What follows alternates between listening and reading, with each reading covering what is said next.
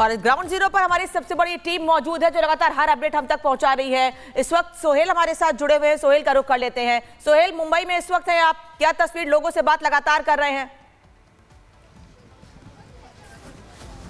जी अनामिका, इससे पहले मैं बांद्रा वेस्ट में था जहां से बीजेपी के आशीष शेलार चुनाव लड़ रहे हैं। अभी मैं बांद्रा ईस्ट में आ गया हूं, बांद्रा ईस्ट के खेरवाड़ी में।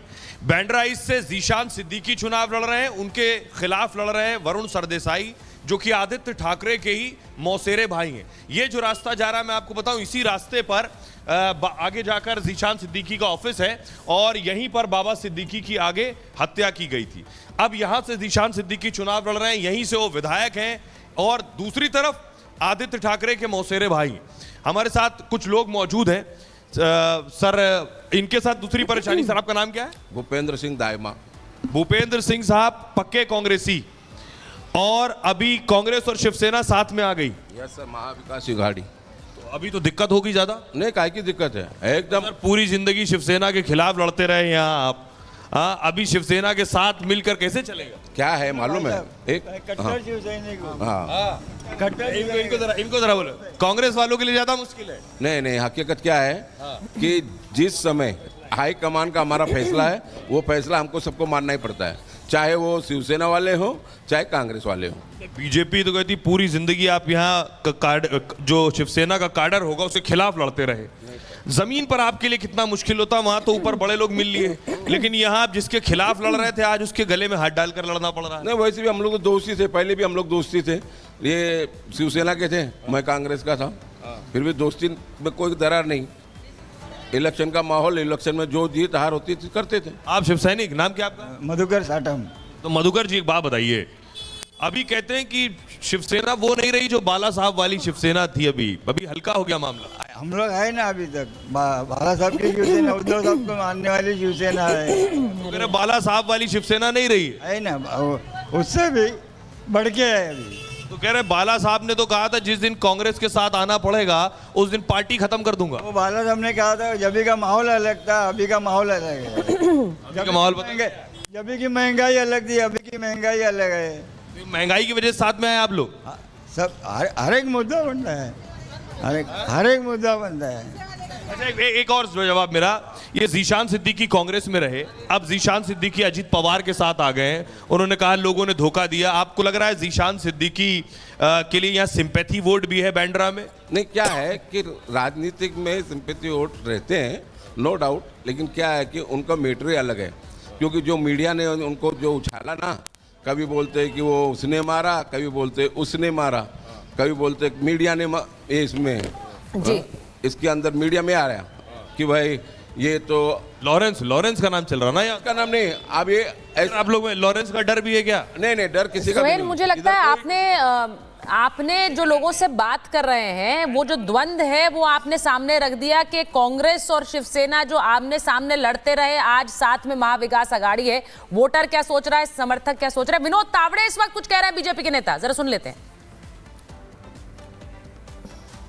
माध्यमांशी बोलताना सांगितलं की विनोद तावडे चांगले ग्रस्त आहेत, त्यांच्यावरती आरोप जे आहेत ते सिद्ध झाल्याशिवाय मी त्यांच्यावरती काही बोलणार नाही म्हणून। नेहमीच मला असं वाटतं की माननीय शरद पवार साहेब एक मॅच्युअर्ड राजकीय नेते आहेत, खूप सिनियर आहेत आणि ते मला तर खूप जवळून ओळखतात, त्यामुळे अशा याच्यात मी असूच शकत नाही, त्यांना माहिती आहे आणि त्याबद्दल मी त्यांचे धन्यवाद करतो। शिवसेना ने कहा है कि बहुजन नेता को खत्म करने से प्लॉट किया गया था। मैं कल वहां नाला सोपारा जाने वाला हूं, ये किसी को पता नहीं था, क्योंकि मैं वाड़ा से लौटते समय उम्मीदवार राजन नाइक को फोन किया कैसे चल रहा है, उसने कहा हम कार्यकर्ता बैठे, चाय पे आ जाओ। अब कार्यकर्ता बैठे तो 10-12 बैठे, ऐसा मानकर मैं वहां चला गया। इसलिए ये किसी की साजिश नहीं, कोई कारण नहीं और ऐसा कोई आपसी झगड़ा भी नहीं। और मेरा मानना है कि एक राजनीतिक घटना का लाभ लेने का प्रयास विपक्ष ने किया, क्योंकि वो हार रहे हैं और जब पुलिस को और इलेक्शन कमीशन को कुछ नहीं मिला तो फिर भी ऐसा कहना ये गलत है। ठाकुर साहब बोल रहे हैं कि उनको बीजेपी के नेताओं ने टिप दी है, झूठ बोल रहे हैं। मालूम था और गृहमंत्री ने पूरा किया होगा, इस तरह से संजय राउत का इशारा था। पूरा गलत है, पूरा झूठ है।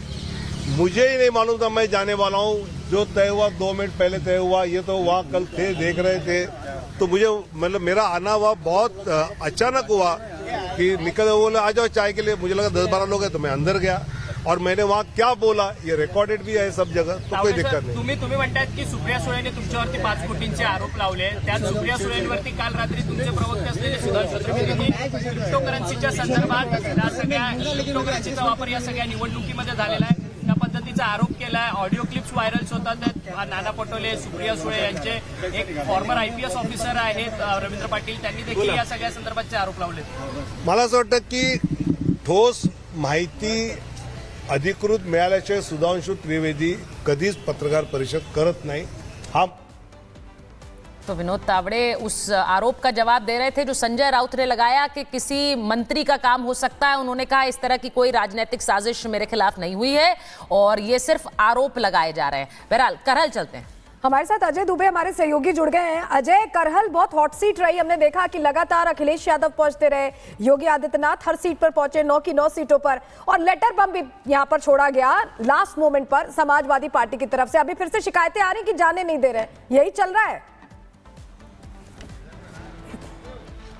बिल्कुल, उत्तर प्रदेश की 9 विधानसभा सीटों का ये उपचुनाव है और समाजवादी पार्टी का सोशल मीडिया हैंडल हो, सपा के नेताओं के हैंडल हो, अखिलेश यादव का हैंडल हो, लगातार दावे अलग अलग किए जा रहे हैं। करहल के बूथ पर हम मौजूद हैं, आपको दिखाते हैं तस्वीरें यहाँ की, कैसे बूथ पर वोट देने के लिए तमाम जो ये लोग पहुंच रहे हैं, कतारबद्ध होकर अपनी बारी का इंतजार कर रहे हैं। और देखिए कैसे यहाँ पर पुलिस व्यवस्था, देखिए सुरक्षा इंतजाम, क्योंकि सेंसिटिव मामला है, सीट सेंसिटिव है, तो यहाँ पर जो लोग पहुंचे हैं उनसे हम बात करते हैं, उनसे समझते हैं क्या मुद्दे हैं उनके, किन मुद्दों को देखकर वो वोट करें। क्या मुद्दे हैं जी, बताइए आप, क्या मुद्दे? सब ठीक है भैया। अच्छा, किन मुद्दों को देखकर वोट कर रहे हैं आप बताएं, क्या मुद्दे हैं? चुनावों में वोट देने से पहले किन मुद्दों को देखते हैं? सुरक्षा।